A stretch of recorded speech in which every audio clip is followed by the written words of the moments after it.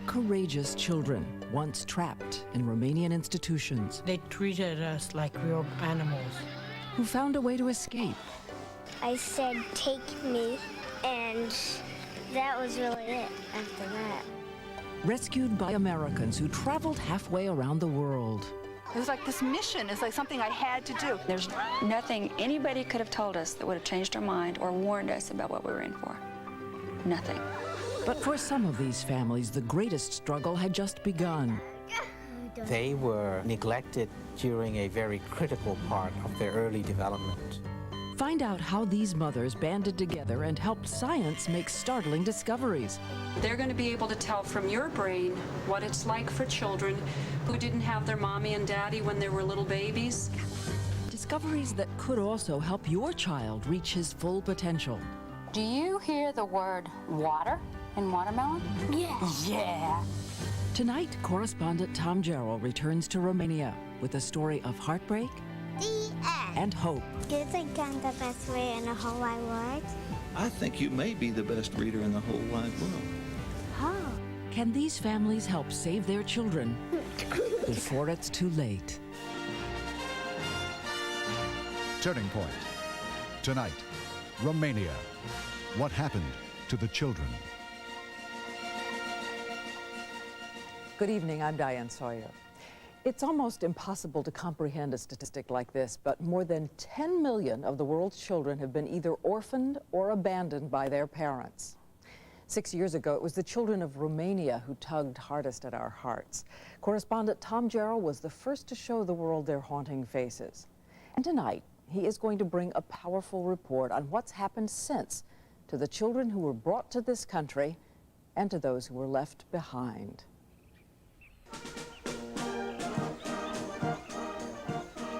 In Romania, a storybook castle in Transylvania is a stop on an adventure these American couples never expected to take. We knew this is something we had to do because we wanted another child. A year earlier, Gigi Christensen learned she couldn't have a second child. Each month, Van Dyke goes to Romania. Then she and her husband, Chris, heard a news report about children who desperately needed families. We were both crying. We were just so elated that these children were available to be adopted. Now they anxiously approach their destination, an orphanage in Piatra Neamț. A child awaits them, a little sister for their son, Jordan. My concerns and fears would be that she might have some emotional problems that we can't see right now. From being in the orphanage for almost 2 years. Right, that might come out later. I'm hoping that she'll just become a happy child and those memories will be left behind. To get to her, they must traverse the rugged roads of the Carpathian Mountains, haunted in fiction by Count Dracula. The vicious weather can make the narrow highway terrifying. The scheduled 7-hour trip has now taken more than double that, and the couples are still not there.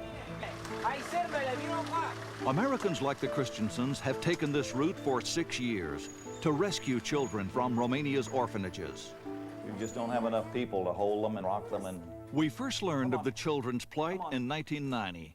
They were the result of a dictator's plan to double Romania's population. He outlawed birth control and demanded women have children for the state. His legacy, tens of thousands of unwanted children, abandoned in government-run institutions, living in appalling conditions. So starved for love and affection, they rocked themselves for comfort.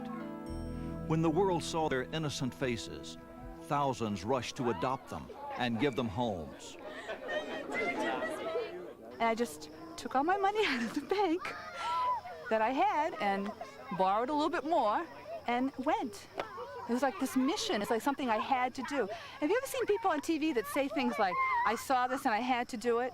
And I always thought, oh, that's crazy. Nobody could have that sense, that overwhelming sense that they needed to do something. It's exactly what happened to me. In 1991, Kate Martin flew to Romania to rescue one child, 1-year-old Elizabeth. That same day, a little 3-year-old, Gina, found her. I saw her come through the door, and Well, of course, nobody wanted to stay in that orphanage. I walked into the room and I see this child come from one end of the room all the way to the other. I just went up to her and I wanted her to bring me home with her.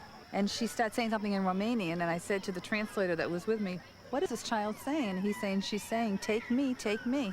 I said, "Take me." And that was really it after that. Today, Gina Martin is one of more than 3,000 Romanian children adopted by Americans since 1990. Many are happy, healthy, well-adjusted children, the answer to their parents' prayers. But life in an orphanage left some deeply wounded, and not every story has a happy ending. You go into it thinking nothing will stop you. You can do anything. You can handle any crisis that comes up. And you want to get one of those children out. And there's nothing anybody could have told us that would have changed our mind or warned us about what we were in for. Nothing. Lynn Lansford and her husband Jim adopted 2 children from Romania. Juliana was an infant. She adjusted quickly. But 3-year-old Alex was another story. He is this charming, phonily happy, brilliant, talented child from hell. Alex had been born 3 months premature, the unlikely survivor of a botched abortion. His incubator had been a cardboard box. A 40-watt bulb had kept him warm. When he got to Colorado, he was covered with scars. He could barely walk. Slowly, the tiny boy began to improve physically, but his emotional damage was devastating. He had this dark side to him. He was self-abusive. This child throws himself against the wall. He makes himself go into seizure by slamming his head on the floor. Alex was suffering from what's called attachment disorder, brought on by spending his first 3 years without love or nurturing. I said, "Do I love you, Alex?" He says, "No, nobody loves me." And I said, "What is love, Alex?" He says, "I don't know what love is." I said, "Do you love me?" He says, "No, I don't love anybody." And I said, "Do you want me to love you?" And he says, "I never want you to love me." With Alex, I think we felt like there was all this wonderful stuff around the outside, and he's so wonderfully engaging at the surface. If we can just get down into the middle and find out something other than the hollowness that's there. And I look back on all the years and years of just putting everything we had to into this kid, and we never found what was in the middle. It was empty. Jim and Lynn say they tried everything. With 2 other children at home, they were becoming desperate. My whole family changed after we got Alex. What should have been this wonderful adoption with this wonderful, charming little boy, but he systematically controlled, manipulated, and destroyed us, our whole family. The breaking point, they say, was reached when 7-year-old Alex attacked his sister. We heard this blood-curdling scream from Juliana, and I froze. I knew what he was doing. He is on top of her, beating her senseless. To pay for doctors and therapists, the Lansfords remortgaged their home. We tried everything. We tried loving him, we tried being angry, we tried controlling, we tried holding therapy, we tried everything, and we never could reach him. And he didn't want to be reached.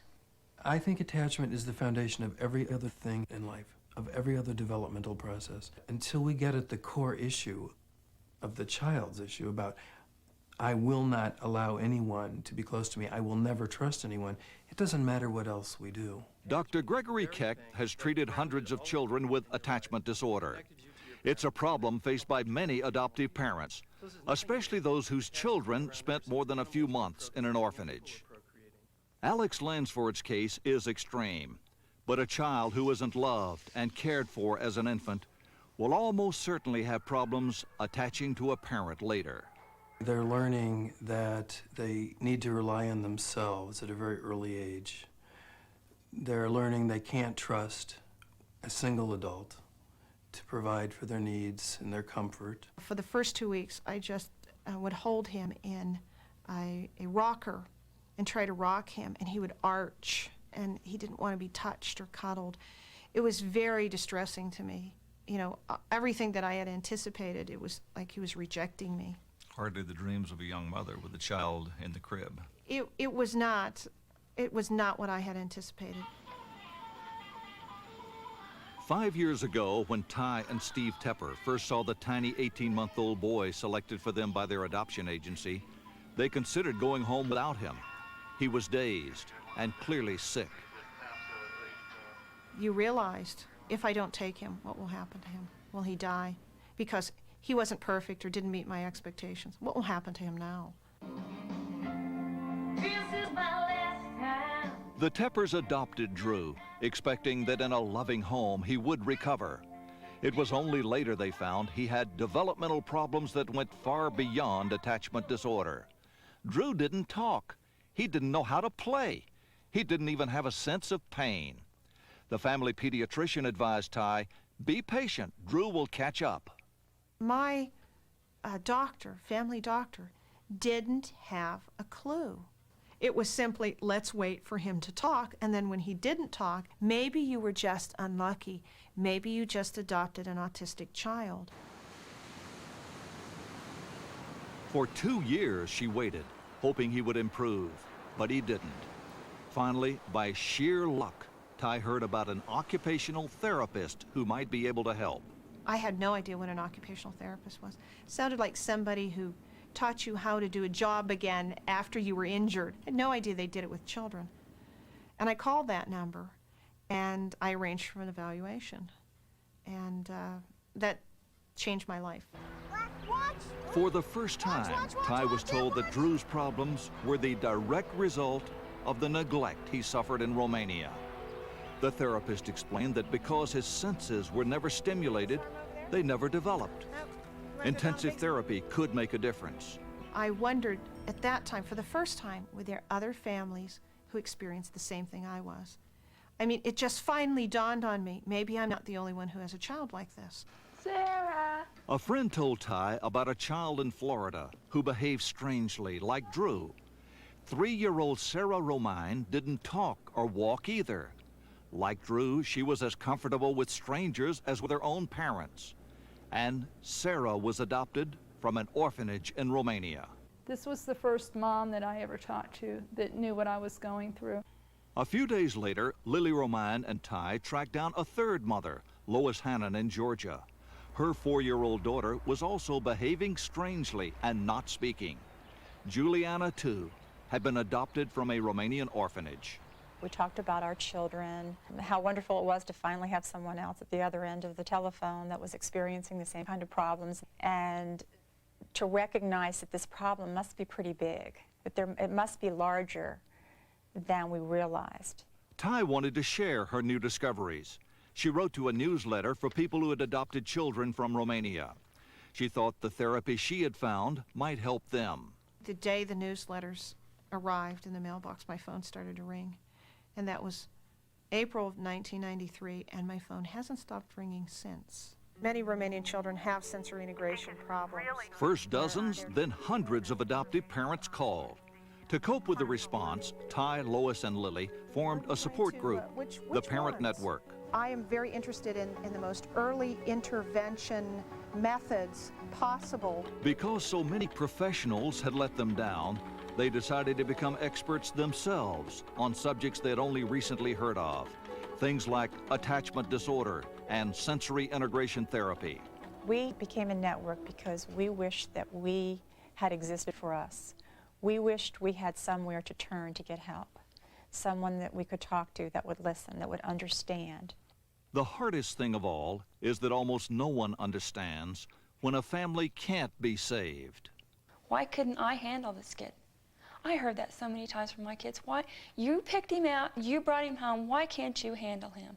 I was terrified because I didn't want people to think I hadn't done enough. By last spring, Lynn and Jim Lansford were so emotionally exhausted and so afraid that Alex might attack his sister again, they made a painful decision. I divorced my kid. I didn't end it. I just divorced him. I'm not going to be his mom. But I saved him from death.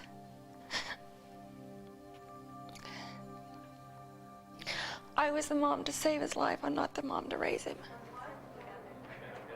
5 years after he came to live with the only parents he had ever known, Alex was at the Colorado Springs airport to meet his new adoptive mom, a woman experienced in raising special needs kids like Alex. I bent down and I gave him a hug and I said, "Please love your new mom." And he said, "Sure, no problem."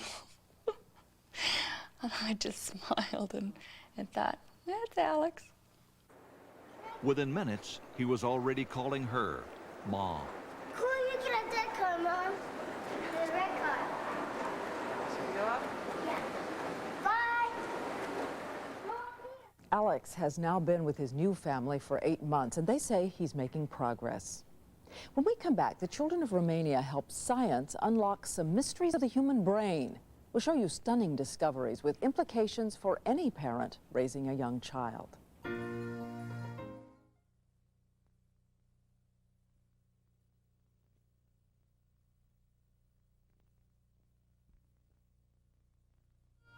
It turns out there is only a narrow window of opportunity for a child to learn many of the things we take for granted. That's why the journey taken by the children adopted from Romania is providing scientists with so many amazing lessons. Lessons you can use to help your own child reach his or her potential. But as Tom Jarrell found, for the parents of the children of Romania, it's now a race against time.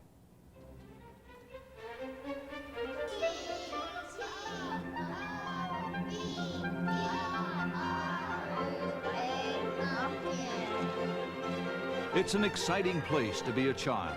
The Wendell Watson Elementary School in Lakeland, Florida.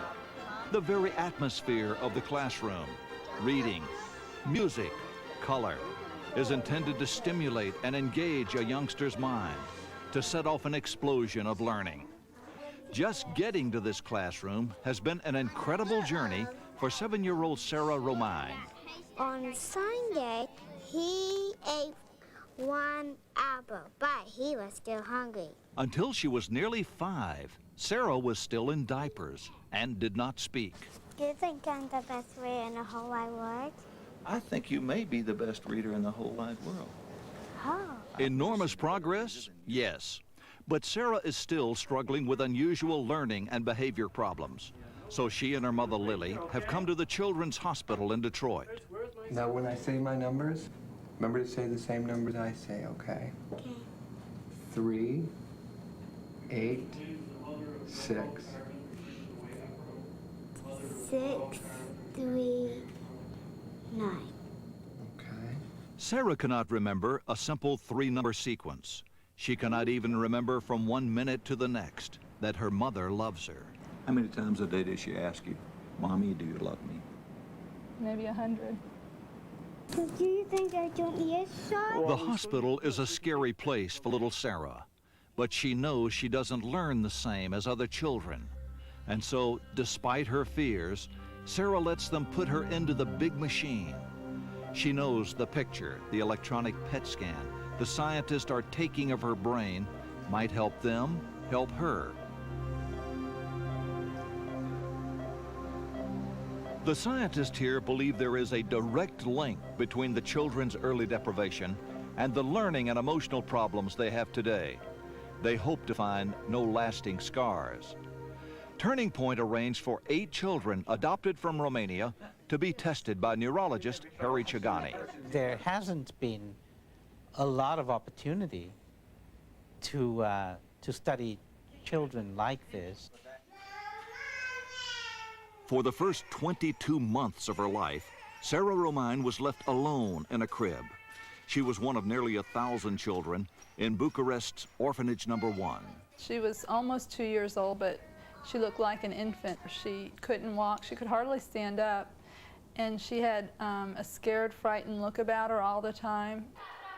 Sarah and tens of thousands of others were raised by a government that assured its people the state could care for a child just as well as a family.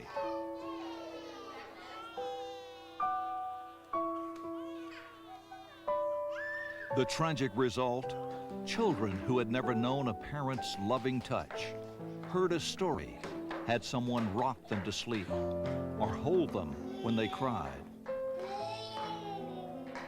They're going to be able to tell from your brain what it's like for children who've lived in orphanages.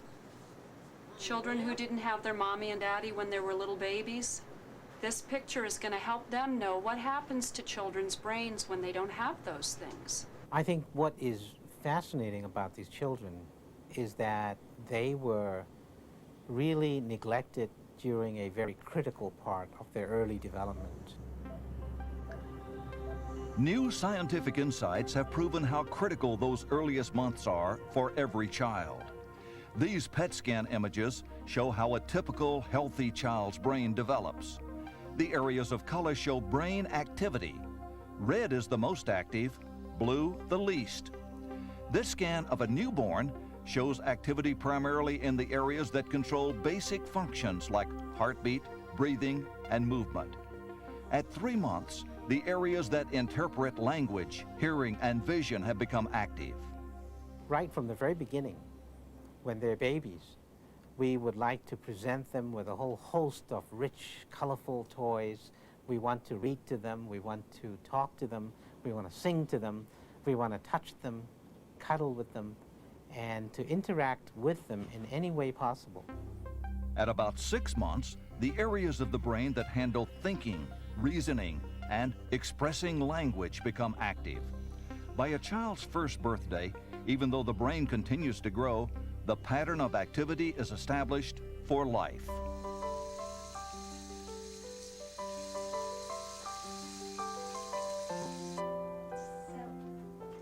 It's been a month since Sarah Romain and her mother Lily went to Children's Hospital in Detroit.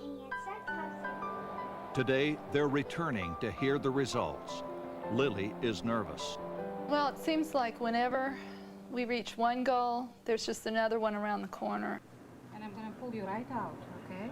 I thought when we did the PET scan that it would show that, she was just doing great and we didn't have to worry. But the scientists found that Sarah's brain, like every one of the children they tested, is dramatically different from that of a typical child. These are PET scans of a normal 7-year-old's brain.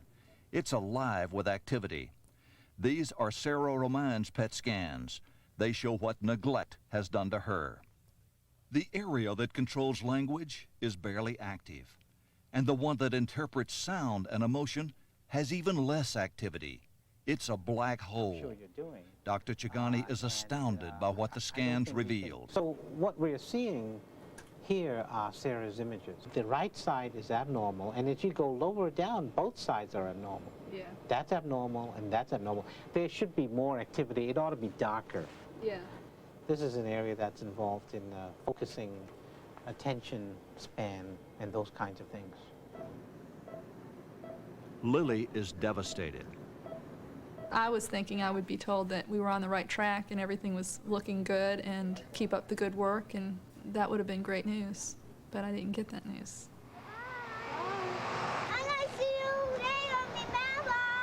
But Sarah's recent progress also proves that a child can recover. But right here you can see that you're reading, you have pluses there, you're writing, you've got a plus there. Even though her language area is hardly active, she has learned to speak and read. Her brain has somehow compensated. Dr. Chigani recommends that her parents double her speech therapy.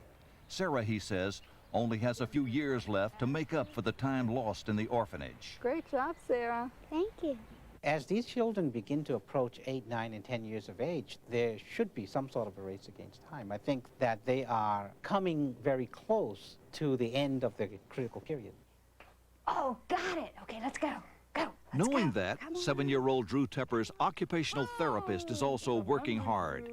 It looks like play, but every exercise is designed to strengthen an essential skill. Do you hear the word water in watermelon? Yeah. Yeah. Hearing, sight, spatial perception, coordination. The idea, as with Sarah, is to train other parts of the brain to take over. First you had to pick something that you like. You picked frog. A frog, right. And you Drew has decided therapists for speech and hearing too. And you got it. Tablecloth. Tablecloth. At one point, Ty was taking him to one therapy or another 5 days a week. This particular therapy and traveling so far, this is the one that really took the toll on me. For many adoptive parents, the burden of dealing with so many problems has made them angry, not at their troubled child, but at the people who, they say, didn't tell them how to help their children when they needed it most. Who was negligent, do you feel, in not telling you that this problem was there and there were answers? Who should have told you about this? I think the adoption agencies, they should have told us that there was a history of the effects of institutionalization on physical, cognitive, and social emotional development. And we would not have made the assumptions that this child will just get better on their own. Was it a mistake for you to adopt him? Never, never, never. I've been asked at least 100 times, if you knew what you knew now, would you adopt him again? Okay. Yes. But what have I sat around and waited for nature to take its course for 2 years? No. What have I sought, professional help? I think I would have had a different child today. Longer now. I lost 2 years. Why? Because I didn't know that my daughter should have had therapy from the moment I got off the plane.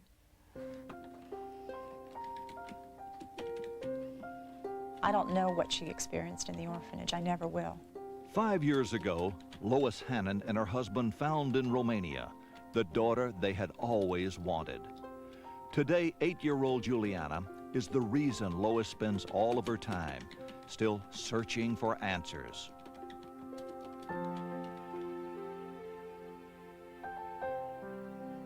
Having to face the fact that these problems weren't going away on their own, I knew that I had to get in there and do whatever I could to make a difference in her life, and the sooner that I did it, the better. Well, we've tried every therapy that I can come up with, and she is making some really good strides right now. But despite everything Lois has done, Juliana has never spoken more than a few words.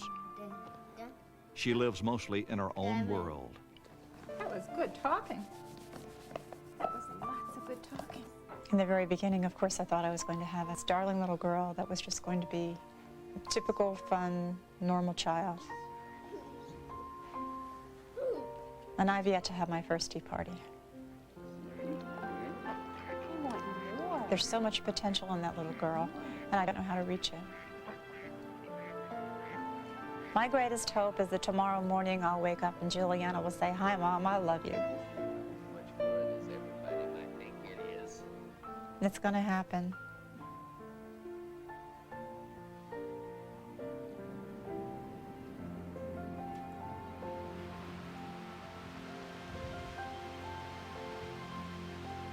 Just before Christmas, Lois brought Juliana to Detroit for a PET scan, hoping to unlock the mystery inside her daughter's brain. And we're going to keep on sliding back into the camera, okay? But for Juliana, the scan results were grim.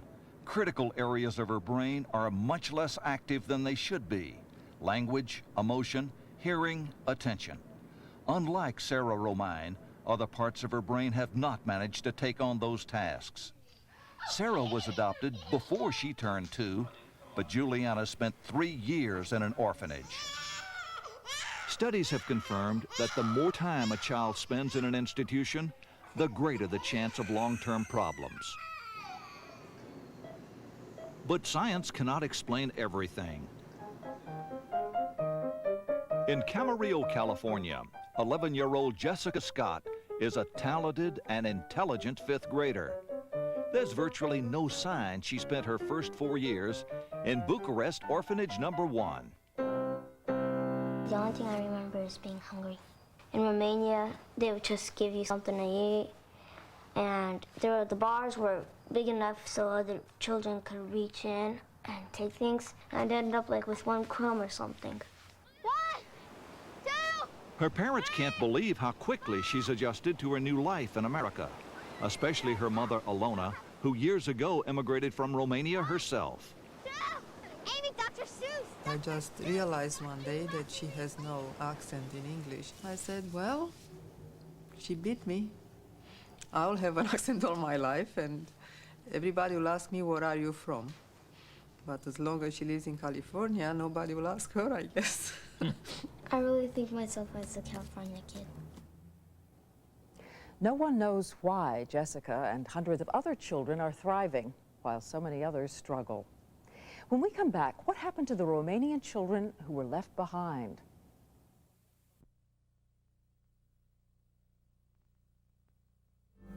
Since 1990, Americans have adopted about 60,000 children from overseas. And like the Romanian children, many of those from China, Russia, other former Eastern Bloc countries have also been hurt by their early neglect. And you may be surprised to learn that American-born children abandoned to the U.S. foster care system have been too. But as Tom Jarrell found out, one thing is certain. Most of these children can heal, and very few families regret the day they brought a lost child into their lives. The day Chris and Gigi Christensen have come 7,000 miles for is here. This is the morning they will meet the 2-year-old girl they've traveled to Romania to adopt. Now I'm getting nervous. The couple has no idea what the orphanage is like, what conditions their new daughter has been raised in. They've seen a picture of her, that is all. I also returned to Romania this past fall to find out if conditions I had seen on my previous visits had improved. On the surface, things do look better. The rooms often have bright murals. Most are clean and freshly painted. But when you look at the children, the story takes a heartbreaking turn. Incredibly, there are more children trapped in this system now than when the communist dictator Nicolae Ceausescu was in power. In all, we traveled to 15 of Romania's orphanages and institutions. Here in Timișoara, we found a room full of toddlers. Their days pass here without the most basic nurturing and stimulation. In some of the places we visited, the children spend virtually every hour of the day alone. Misery is the only life this child knows. In 1990, the Romanian government had plenty of excuses for the way it treated children. It's the legacy of communism, they told us. Just give us time, help, and money. Many of the more than 100,000 children now in institutions here were born after those excuses were made. Now years have passed, humanitarian agencies have labored here spending millions of dollars, but little has changed in the lives of the children. No one is responsible for taking the baby in the arms. No one is responsible for feeding the baby. No one is responsible for playing with the baby. No one is responsible with speaking with the baby. Doctors Without Borders, a relief group that prides itself on working in the world's worst places, last year took an extraordinary step. It washed its hands of Romania, saying it could not work within a system so fundamentally flawed. A system in which adults benefit from a policy of raising children in government-run institutions. It's far more expensive to keep those institutions running, but it's, I would say, job intensive, and it is also business effective. And the whole system is still, going on, and people don't want to stop it. With more than 600 institutions employing 70,000 people, Romania's institutions are a big business, and the children do attract foreign aid. No small matter in a nearly bankrupt nation. Everyone except the children gets something out of this system. Everything is going on quite well, except that the children are destroyed. But if you can give an opening and try and reintegrate them into the community, at least you've got some way out for these kids. Still, Monica McDade, an Irish nurse, has stayed in Romania for 6 years. She works in the town of Siret with children the government has declared to be unsalvageable. Every time I think about giving up, which sometimes I do because I'm so frustrated, I just have to think of these kids. This is their life locked behind these bars. There's nothing for them. And if we didn't continue to work here, that frightens me. As you walk through this place, it is frustrating. It's a beautiful sunny day, but the children are kept inside, in bed. An aid worker tells us they're less work to care for that way. He has splints. After years of deprivation, A child will often become so desperate for stimulation that he begins to hurt himself. Little Gabriel is restrained to prevent that. But when his splints are taken off, we discover a child who can be reached. He's eager to play. Some touch. Dada. They certainly need somebody. They need taking out, they need stimulation. It doesn't take much to end up in a place like this. Children with both mental and physical problems, some easily treatable, are all dumped here together. Once here, they get little or no medical attention. 10-year-old Patrick's story breaks Monica's heart. What are your dreams, Patrick? What would you like to be one day as you grow up? A priest. Patrick is intelligent and alert, but he has hemophilia and juvenile arthritis. His dream will probably never come true. So your leg is locked. You can't straighten it out. How long has it been like this?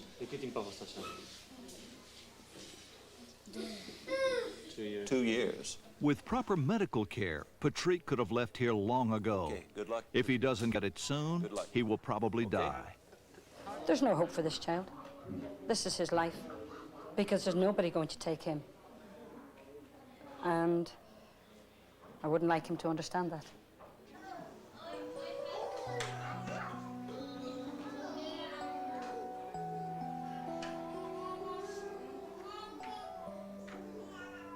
Six years ago, the same could have been said of Willie Ruckel. Abandoned as a toddler, he spent almost 11 years in one of Romania's worst institutions. You're making us leave? We want to see how the children are living. When I was at Sighetu Marmatie in 1991, we found children naked, with their heads shaved, huddled in filthy rooms. They were literally kept in cages. When I was there, I didn't think. They didn't teach us to think. They treated us like we were animals. Willie would still be there today if a family from California had not seen this videotape and gone to Romania to get him. When I did see him that first time, it sounds really corny, but I walked through those double doors of that room, and he's the first child I saw. There were kids all over the place, but my eyes went straight to him, and everything else became foggy around it. Marlis and her husband Dan already had 3 daughters. The family decided they had room for 2 more. They chose older, handicapped children who otherwise would have had no chance. In addition to Willie, they brought home 17-year-old Isabella. She had had seizures as a child and was left for months, then years, in her bed. Her legs withered beyond repair. Untreated infections destroyed her teeth and jaws. Her physical appearance was scary. Like, she had scars on her face, but when you look at her in her eyes and she gives you a hug, you know that she's just a normal person that just wants to be loved and cared for, just like anyone else. To Isabella, just having a family was a dream come true. I want to be with my family. Family who loves me, cares for me. Happy birthday! Isabella set simple goals. She wanted to learn English. She wanted to write her name. You asked her what she wanted to do in life, and she said, I want to write my name, because she can do little I's all over the page and then Z's all over the page, but she wants to learn how to write it in order, and she's been working at it for such a long time, and someday she'll get it. Come on, guys, come on, catch it. At age 12, Willie Ruckel started kindergarten. His mom was his teacher. He really never thought he would learn how to read. The first time he read a sentence, he didn't know he was reading a sentence. Remember, it was "the pig sat in the mud." He became so excited. He called my parents. He ran and told neighbors, I can read, I can read. I never thought I'd read. Tick mark. Go. Willie's in 9th grade now, and despite the polio that has ruined one leg and twisted the other, he's joined the swim team. When he first started, he could barely swim across the pool, barely one length. Willie is an ideal student. He is self-motivated. He's always positive. When we were at our swim meets, he had not only our team, but he had every other team at swim meets screaming for him. Willie's refusal to give up, even in the face of his disabilities, inspires his team and his sisters.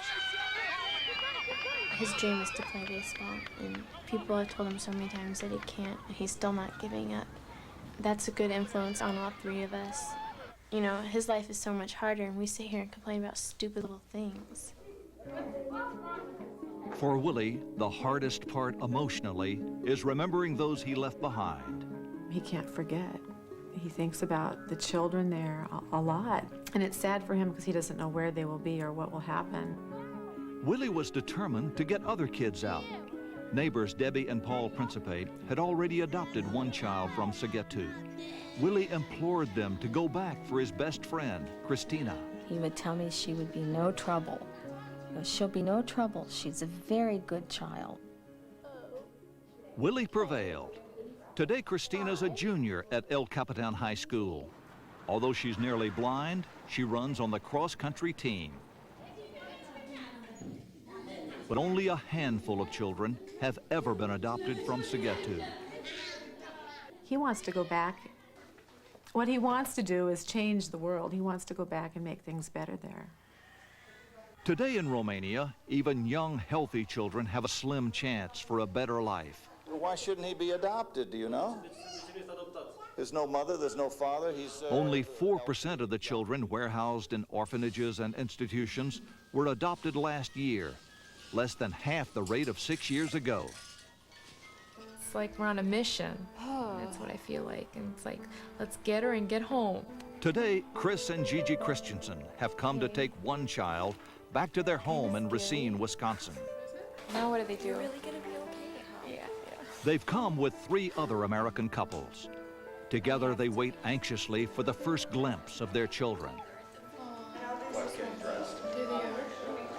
At last, 2-year-old Elena is united with her new parents. One by one, new families are created.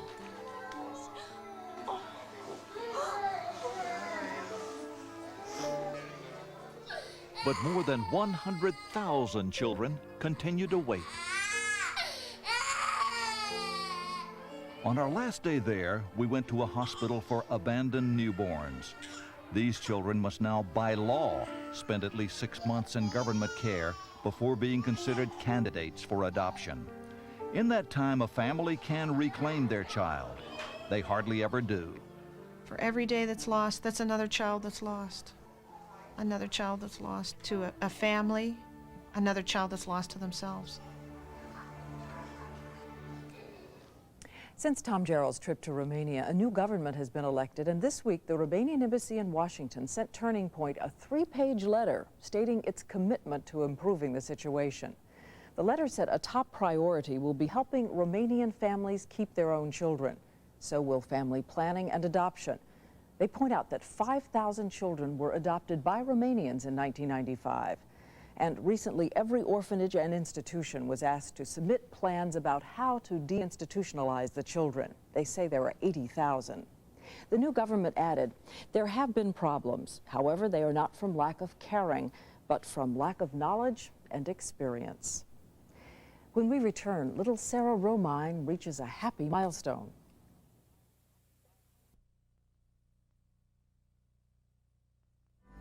Finally tonight, we've seen the progress of one little girl who struggled to learn how to read. Now she and all the children we've met tonight are part of America's future.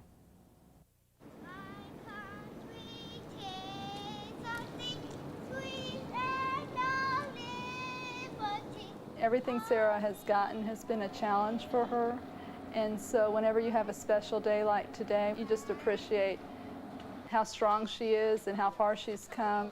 This past November, the United States gained a new citizen, Sarah Romine, formerly of Orphanage No. 1 in Bucharest, Romania. Now, the best reader in the whole wide world. That's for me. This is for you. This is your certificate of citizenship. Sarah, good night. so proud of you. This was such a special day. 5 years from now, I think she'll be a really typical, happy teenager. I always believe in setting very high goals for her because she sets high goals for herself, and if it doesn't happen, then it won't be that I held her back. But I'm going to envision that she could be anything she wants to be. Good night. I'm not going anywhere. Good night, honey. I love you. Good night.